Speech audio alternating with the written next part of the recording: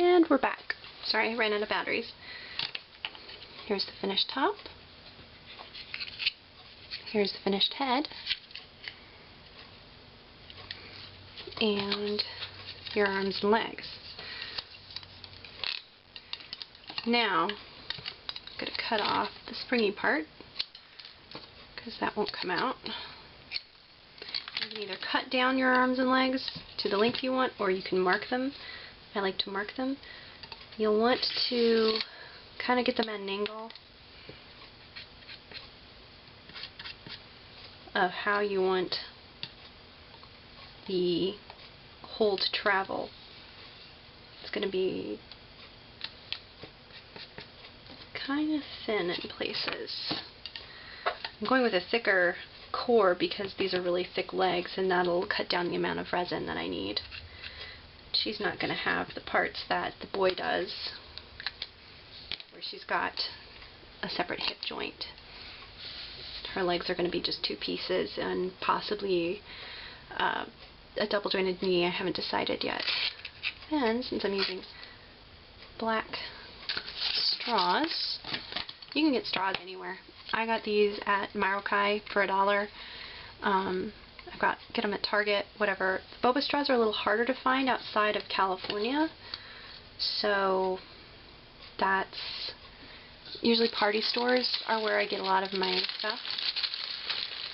Here is, if you have a really tiny doll, you can get stir sticks, which are just tiny, tiny straws. So I think I'll be fine with this. That should be thick enough. If I had slightly smaller diameter straws, that might be better. This is a smaller diameter. These are from the party store. So I'm actually going to switch and use these. And kind of go with that. That one's bent a little bit at an angle.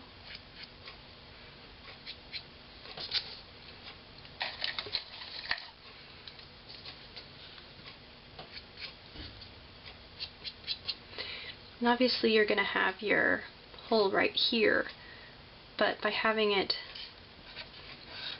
like that and having a funnel shape, you get more movement out of your upper arm.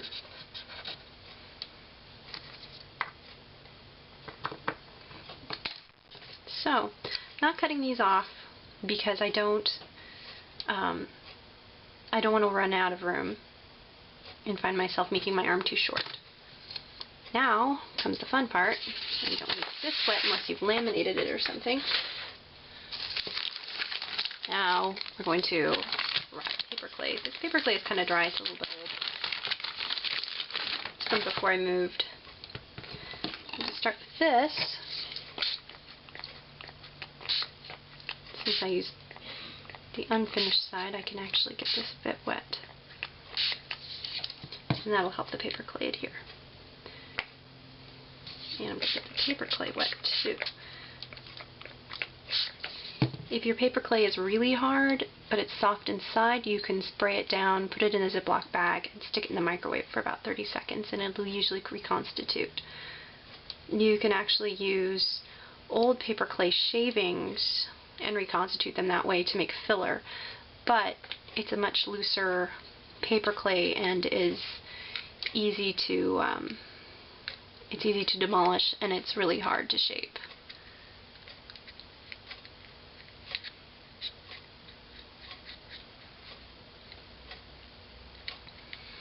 The more tightly that you glued this, the easier it is to stick stuff on it, but I wasn't really careful. Obviously I'm not making armholes for her at this point. I will drill those later and carve them out. Those are usually pretty easy. This is not wanting to stick because it is too dry. So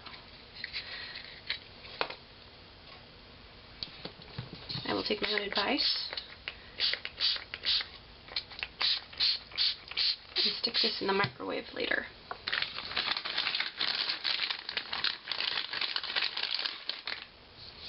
Yeah, it's really dry. But it'll be good filler. Good. open up a package of paper clay. I also have some lava doll, but I haven't tried it yet. I tried it a long, long time ago when I was a kid. Didn't like it very much, but my tastes have definitely changed in the clays that I use. I've always loved paper clay though.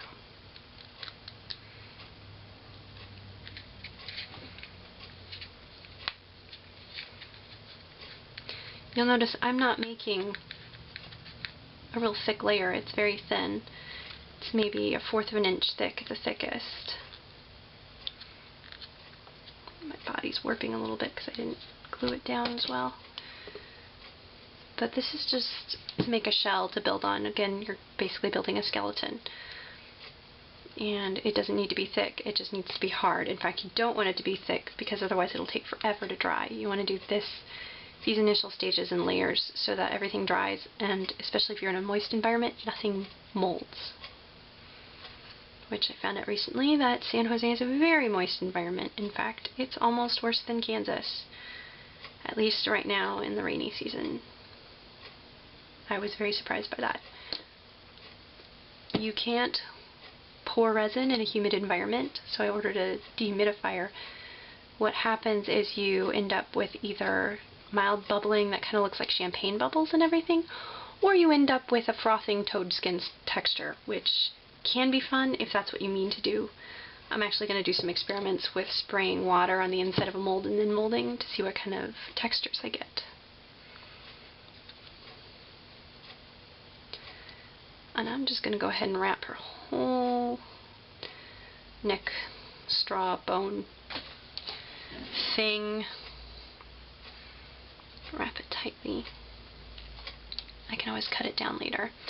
Because paper clay is so easy to cut, it's nice. You don't have to worry as much about making things right when the first time you sculpt. It's really easy to sand and shape. Some people have trouble with getting it to the shape that they want because it is so soft. So if you are more of a carver, like to sand really hard and everything, it might not be for you. I am not very good at getting things smooth when I first build them. And it's hard for me to see lumps and stuff, especially in Super Sculpey, even if it's the flat Super Sculpey gray. So it's a lot easier to sand paper clay, and I think I have a video of me sanding the paper clay with a really high grit sandpaper.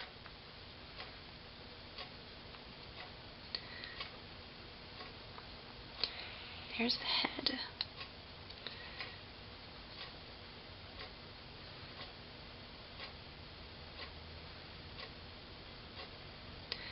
Yay! I'm a head! It's happy to see you. Obviously that doesn't matter. I'm just screwing around. Right, and the legs, and again, she's got huge fat legs, because I like that. But I don't want to start sculpting that part. I'm going to use that stuff that I'm going to reconstitute to make that girth. Oh, another thing I was going to mention, if this is your first time sculpting a doll, I really, really recommend sculpting a 42 centimeter 16-inch doll rather than doing 11-inch like I am right now, or doing a full-size 65 centimeter to 72 centimeter doll, just because you've got a learning curve, and that means as far as sculpting, building joints, doing your junk casts, whatever you're doing, you've still got a learning curve. And the bigger the doll you make, the more material you're going to waste. And most of us that do this are fairly poor. I know I was. I am still pretty poor. But instead of buying dolls, I make them. Which is kind of sad sometimes. But anyway. So yeah. The bigger the doll, obviously the harder it is. So you're probably going to think, well, I should make a tiny and make something like the size that this is going to be, which is 11 inches or smaller. The problem is the smaller you get, the more fiddly things get, and the harder it is to mold, because the, well, it's like if you ever blow through a tiny straw versus a big straw, obviously when you blow through this tiny straw, you get a headache because the pressure. It's harder for the resin to give up its bubbles on a small doll. So you get holy casts and bubbly casts. Not like toad skin, like the moisture does, but just bubbles where the vents are, and it's harder to vent, and you'll probably end up getting frustrated. I found that 42 centimeter is a good starting point, and I wish I'd started with that instead of doing 60 centimeter. I think it's also easier for you to get an idea of the whole doll, looking down at it and going and seeing the whole thing instead of just part of it.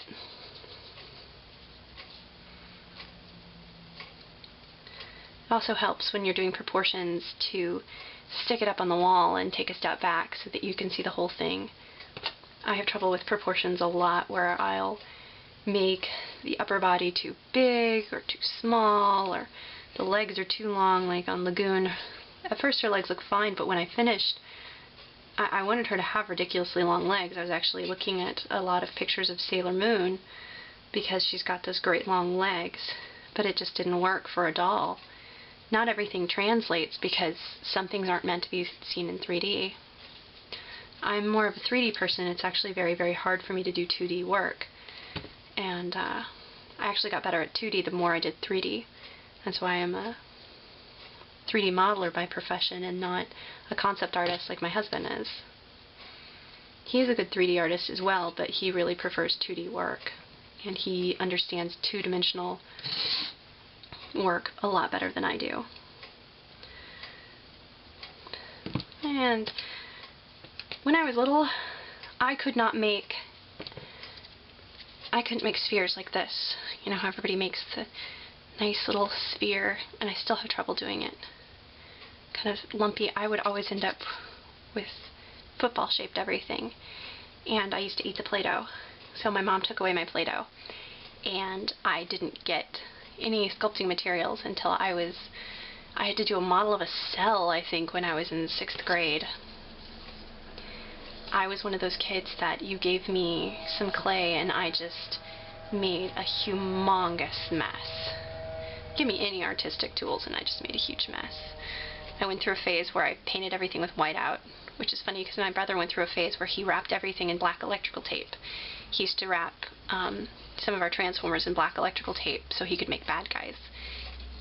And he would wrap the Legos, the little Lego guys. He wanted knights desperately, and at the time we couldn't afford to buy any more Legos, so he wrapped their heads in black electrical tape and cut out a little tiny like rectangle for the eyes to make the bucket-shaped helmets of knights. And that's what we had as our knights until he finally got a knight set. We spent many, many hours playing with Legos. I could not build for shit. I was constantly building dumb things like flowers and flower boxes and animals, and my brother's like making these huge, awesome looking warships. I still am no good at warships. That's Dave's department, my husband. But lots of fun hours logged with Legos, and that's probably where I got a lot of my instinct to make things. But my brother has all the Legos. I have all of our Transformers and G.I. Joes and Star Wars figures. There. Alright. Now that's a lumpy arm. You're going to take sanding paper to these anyway, but the thicker they are, the longer they're going to take to dry. So just take a little bit of this off. You can do this, do it real gently, otherwise you'll start pulling on it too much, and it'll get big and it'll be like an oversized sweater sleeve. Alright, that is our doll so far. Isn't it lovely? It's like a horrible mutant. So I'm going to take this and put it in the oven at about 200 degrees for maybe 3 or 4 hours until this dries. You don't have to dry paper clay in the oven. It's not a bakeable clay where like Super Sculpey or different polymer clays where you have to bake it to set it. This will dry on its own over the course of like a week or two. It takes that long because it's thick. Thinner clays, and as you do touch-ups, you can hit it with a heat gun, put it in a little toaster oven for like 10 minutes and it'll dry, and you can make changes really fast. It's just in the initial stages it's going to take a long time to dry, and it's also going to crack and warp because it shrinks as it dries. So once we get it out of the oven, we'll have to fill the cracks, and I'm sure that if you dried it with just let it dry normally, it wouldn't crack as bad. But I'm not really worried about it because they're just bones. They don't matter, and I can always fill any cracks. So we're going to go ahead and pop this guy in the oven, and I'm going to go work on my coat. And that is that. If you have any questions, leave me a message. YouTube doesn't always let me respond to comments very well for some reason, so if I don't get back to you and you have a burning question, feel free to send me a note, message me, go to my Deviant account, which is just batchicks.deviantart.com, or you can, get a hold of me through Den of Angels or any place like that. So, always happy to answer questions and help out. I hope this made sense. Thanks!